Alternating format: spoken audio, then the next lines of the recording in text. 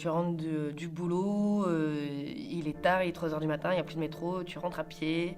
Et là, tu as une voiture de 4 jeunes gars qui s'arrêtent et qui fait « Oh, mademoiselle, vas-y, tu prends combien pour me sucer, moi et mes potes ?» Voilà. Donc moi, la réaction que j'ai eue à ce moment-là, c'était de leur répondre si tu m'avais demandé gentiment, peut-être je vous aurais sucé gratuit, les gars. » Donc du coup, les gars, ils m'ont dit « Ouais, vas-y, c'est une tarée pour qu'on trace. » Bref. Donc voilà, c'est ce genre de choses un peu la femme un peu objet sur lequel on peut être confronté quelquefois. Après voilà, moi j'ai eu des expériences. Alors des fois tu vois, hein, des gars titubants, moi c'était arrivé une fois avant de rentrer en boîte et j'étais avec des potes mais qui étaient plus loin derrière et j'étais avec une copine, un gars torché qui essaye de parler, donc forcément tu sais qu'il faut pas engager la conversation parce qu'après ça peut être compliqué et le gars juste parce que tu l'ignores. Et donc j'ai tracé mon chemin, il m'a foutu un coup de pied dans le dos, j'ai fini par terre. Donc ouais, tu te dis, en fait tu sais pas toujours trouver des solutions. C'est est-ce qu'il faut répondre et être gentil et des fois ça peut être compliqué parce que tu es juste gentil et le gars il croit qu'il y a une ouverture et soit tu t'ignores et voilà. Il y a une fois où j'ai voulu être gentil, j'ai discuté avec un gars alors que j'étais à un kebab et il était tard. Alors forcément c'était aussi un peu le soir, mais bon, je n'étais pas maquillée, pas tenue provocante, rien. Juste je rentrais chez moi et le gars qui était plutôt cool, qui prenait son kebab aussi et qui allait dans la même direction, on discute. Il n'y avait rien enfin voilà, il n'y avait aucune ouverture, on parlait de tout et de rien et le gars il a insisté, enfin après quand j'ai pas dit où j'habitais mais j'ai voulu qu'il me laisse devant la rue et il a insisté pour m'amener devant l'immeuble et arrivé devant l'immeuble, j'étais un peu gênée et du coup il y avait un sas dans l'immeuble et je voulais pas je voulais surtout pas le faire rentrer dans l'immeuble. Et du coup, je savais que le code allait ouvrir les 2 sas, mais lui, il le savait pas. Donc je tape mon code et je rentre dans le premier sas et je veux refermer la porte. Et puis donc lui, il vient et je lui fais « Mais qu'est-ce que tu fais là ?» Et le gars, il commence à me sauter dessus, à m'embrasser et tout. Et je sais pas trop comment réagir à ce moment-là. Il était cool, j'ai pas compris. Il y avait rien de... Et là, le gars...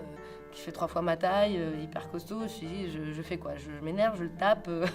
Non, il peut m'en mettre une et je finis par terre. Donc j'ai été super cool et je l'ai joué en mode ouais, non, mais attends, t'étais cool, on a bien discuté. À la rigueur, je te passe mon 06 et tu me rappelles.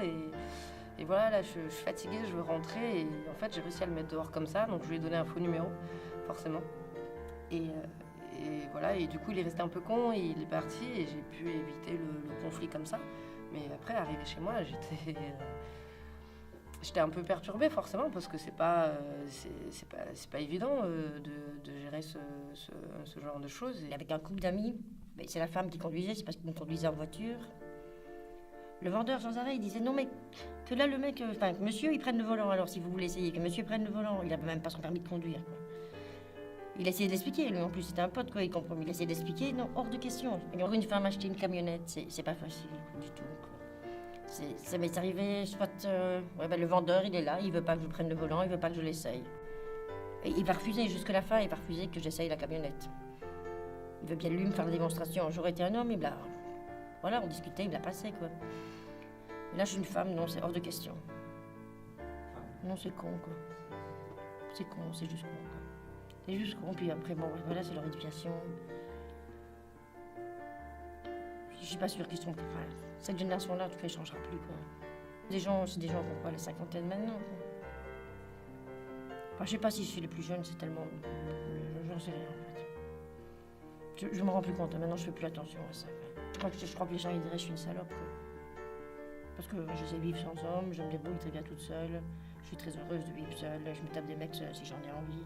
On passe bien, c'est un mec qui a du succès, non?